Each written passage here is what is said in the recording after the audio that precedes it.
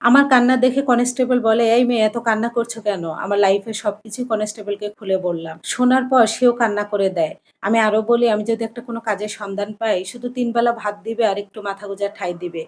তাহলেই হবে, কোনো টাকা পয়সা লাগবে না।" আমার এই কথা শুনে কনস্টেবল বলে, "তুমি যদি সম্মতি দাও, আমার স্ত্রীর মর্যাদা দিয়ে আমার বাড়িতে তোমাকে নিয়ে যেতে চাই।" এ কথা শোনার পর আমি উনার দিকে তাকিয়ে থেকে অবাক হয়ে, চিনি না জানি না। উনি আমাকে বিয়ের প্রস্তাব দেয়, তাই কি আমি বিয়ে করব? আমি তখন তাকে বলি, আমার স্বামীকে আমি এখনো ভালোবাসি। ওর শেষ স্মৃতি হিসাবে আমি বেঁচে থাকতে চাই। তখন সে আমাকে অনেক বুঝায়। বলে যে চলে গিয়েছে, তার জন্য আর কি পথ চেয়ে থাকবা তুমি? তোমার জীবন তো অনেক পড়ে আছে ইত্যাদি, ইত্যাদি। তারপর তার কথা শুনে আমি কিছু উপায় না পেয়ে যেহেতু আমার মাথা গোঁজার কোনো ঠাঁই নেই, আমি তাকে বলি, "আচ্ছা দেখা যাবে পরে বিয়ে করব কিনা। আপনার বাসায় নিয়ে গেলে আগে কি আমাকে ভাত দিবেন সেইটা বলেন। আমি ৩ দিন ধরে অনাহারে আছি।" এ কথা শোনার পরেই উনি আমাকে বাসায় নিয়ে যায়। উনার বাসায় যাওয়ার পর দেখি উনার মা আছে। উনার মার কাছে সবকিছু খুলে বলে। উনার মা আমাকে এতটা ভালোবাসে যে দিন কারো ভালোবাসা পাইনি। নিজে হাতে নাহিদ ভাইয়ের মা আমাকে গোসল করায়, খাইয়ে দেয়। উনার বাড়িতে আমি ১ মাস থাকি। এর ভিতরে এলাকাবাসী কানাঘুষা করা শুরু করে দিয়েছে। একটা অবিবাহিত মেয়ে কিভাবে থাকে ওদের বাড়িতে? অফিস থেকে ফিরে নাহিদ ভাই বলে, "সুমি তুমি যদি আমাদের বাড়িতে থাকতে চাও, তাহলে আমি তোমাকে স্ত্রীর মর্যাদা দিয়ে রাখতে চাই। না হলে একটা অবিবাহিত ছেলের বাড়িতে এভাবে একটা মেয়ে থাকতে পারে না।" কোথায় যাব, কি করব কোনো কিছু না ভেবেই নাহিদ ভাইও ভালো, তার মাও ভালো। কিছু না ভেবে বিয়েতে রাজি হয়ে গেলাম। ছোট্ট একটা অনুষ্ঠান করে আমাদের বিয়ে হয়ে যায়। বিয়ের ২.৫ মাস অনেক ভালো যাচ্ছিল। মনে হচ্ছিল এই তো আমি সুখের দেখা পেলাম। কিন্তু পোড়া কপাল নিয়ে যেখানেই যাই না কেন পুড়ে বসে। এই কপালে আল্লাহ আমার সুখ লেখেনি আমি তখনও বুঝতে পারিনি। একটা ট্যুরে আমার স্বামী অফিসের কাজে বাহিরে যায় ৮ জন সহ। সেখানে রান্না করতে যেয়ে গ্যাস সিলিন্ডার বার্স্ট হয়ে আমার স্বামীর ৮৫% বার্ন্ট হয়ে যায়। এর মধ্যেই আমার স্বামী বিয়ের ১ মাস পরেই বলে, "যদি আমাদের ঘরে একটা কোল আলো করে সন্তান আসতো কত না ভালো হতো সুমি, তাই না?" এজন্য আমাদের কোনো পদ্ধতি নেওয়া হয়নি। আমার বাচ্চা পেটে আমি এটাও আমার স্বামীকে জানাতে পারিনি। এর মধ্যে হসপিটাল থেকে ফোন আসে যে, "নাহিদ ভাইয়ের ৮৫% বার্ন্ট হয়ে গেছে, তাড়াতাড়ি আসেন। সুমি আপুকে দেখতে চাচ্ছে বারবার। বারবার বলতেছে সুমিকে হসপিটালে আনো।" আমি আর মা চিৎকার পেরে গেলাম। যেয়ে দেখি নাহিদের অবস্থা অনেক খারাপ। নাহিদ আমাকে বলতেছে, "আমি এতিমের পাশে থাকতে চেয়েছিলাম। কিন্তু আমার নসিব দেখো, আমি তোমার পাশে থাকতে পারলাম না।" আমি তখন নাহিদের হাতটা ধরে বলি, "তুমি এগুলা বলো না। তোমাকে বেঁচে থাকতে হবে। তুমি কি জানো তোমার সন্তান আমার গর্ভে বড় হচ্ছে? তুমি না চেয়েছিলে? আমার সন্তান গর্ভে।" নাহিদ এটা শুনেই মুচকি হাসি দিয়ে বলে, "সুমি আমাকে শক্ত করে ধরো। নাহিদের হাত ধরা যায় না। মনে হয় খুলে যাবে শরীর।" তবুও ধরে বললাম, "তোমার ঠিক হয়ে যাবে। তুমি ভালো হয়ে যাবা।" নাহিদ বড়, বড় নিঃশ্বাস করে এই পৃথিবীর মায়া ত্যাগ করে আমাকে আর মাকে রেখে চলে যায়। তখন খুব ভেঙে পড়েছিলাম আমি। ফয়সালকেও হারিয়েছিলাম। সত্যি কি আমি পোড়া কপালি? আমার কপালে কি কোনো স্বামীর সুখ নাই? নাহিদকেও হারালাম, ফয়সালকেও এভাবে হারিয়েছি। তাহলে সত্যি আমার আগের শাশুড়ি বলেছিল, আমি পোড়া কপালি। কিছু ভাবতে না ভাবতেই নাহিদের লাশ নিয়ে দেশের বাড়িতে যেতে হবে। দেশের বাড়িতে রওনা দিলাম। মা একটু পরপর মূর্ছা যাচ্ছে, জ্ঞান হারিয়ে ফেলতেছে। আর আফজাল ভাই আমাদের সাথে যাচ্ছিল। নাহিদের অফিসের বন্ধু। বাড়িতে পৌঁছানোর সঙ্গে, সঙ্গে চাচী শাশুড়ি বলে উঠল, "এই মেয়ে কালনাগিনী আসছে।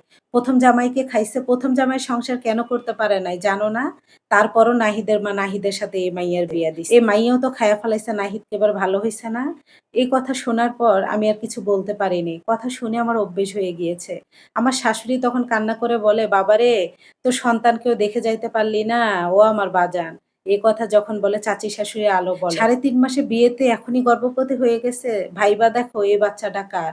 ৪ দিনের দিন সব কথা হজম করে মাকে নিয়ে বাসায় ফিরলাম। বললাম, "মা এই সন্তান আমি কিভাবে পৃথিবীতে আনবো? আমি আর আপনি তো খেয়ে পরে বাঁচতে পারবো না। আপনি যদি অনুমতি দেন এই বাচ্চা আমি আবর্ষণ করব।" তখন মা আমার হাত ধরে কান্না করে বলে, "মা আমার নাহিদের শেষ স্মৃতি তুমি নষ্ট করো না। প্রয়োজনে আমি ভিক্ষা করে খাবো।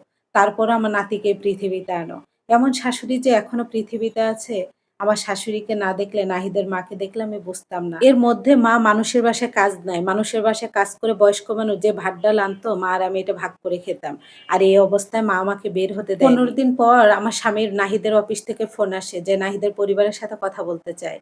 আমরা ২ জন মানুষ মহিলা যাবো। আফজাল ভাই নাহিদের ছোটবেলার বন্ধুকেও সঙ্গে নিয়ে তখন অফিস থেকে বলে, "নাহিদকে ৬ লাখ টাকা দেওয়া হবে। কার অ্যাকাউন্টে দিব বলেন?"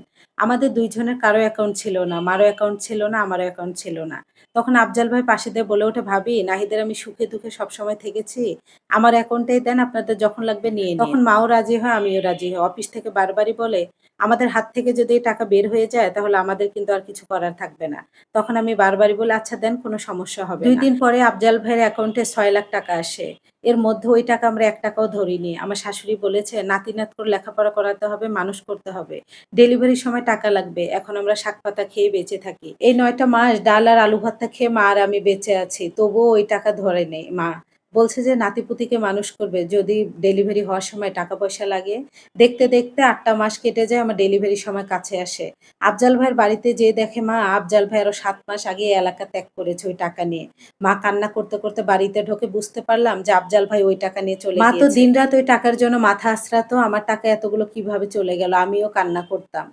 এর মধ্যে আমার প্রসব ব্যথা উঠে যায়। মা কিছু না পেয়ে হসপিটালে নিয়ে যায়। ডাক্তার দেখেই বলে সিজার করতে হবে। অথচ মায়ের কাছে ৳১০ নাই। তখন মা বলে, "ডাক্তার আপনি অপারেশন করেন, আমার নাতি-নাতনিকে এনে দেন। আমি আপনার এখানে আয়ার কাজ করে ৫ বছরের টাকা পরিশোধ করব।" কিন্তু ডাক্তার কোনোভাবেই শোনে না। বলে, "এখানে মায়ের কোনো কাজ চলে না। আমাদেরও পেট আছে। আগে টাকা জমা করেন।" তখন মা বলে, "তোমরা সব ব্যবস্থা করো। আমি টাকা ম্যানেজ করে আজকেই জমা দিব।" কিন্তু ডাক্তার কিছুতেই শোনে না। মা টাকা ম্যানেজ করার জন্য বাড়ির বসতটুকু বিক্রি করে দেয়। আর আমি হসপিটালের বারান্দায় বসে, বসে তখনও মা, মা করে চিল্লাচ্ছি, মা এসে দেখে। তারপর আমাকে ওটিতে নিয়ে যায়। আমার ভাগ্যটা এত খারাপ যে আমার সন্তান দেরি হওয়ার কারণে পেটের ভিতরেই মারা যায়। মৃত সন্তানকে জন্ম দেই। মৃত সন্তানটা আমার মার হাতে এনে ডাক্তার তুলে দেয়। মা আরো বেশি কান্না শুরু করে দেয়। কিন্তু আমি সিজারের জায়গা কাঁচা, কান্নাও করতে পারি না। স্বামীও হারিয়েছি, সন্তানকেও হারালাম। তারপর মা আর আমার জীবন বেঁচে থাকা শুরু।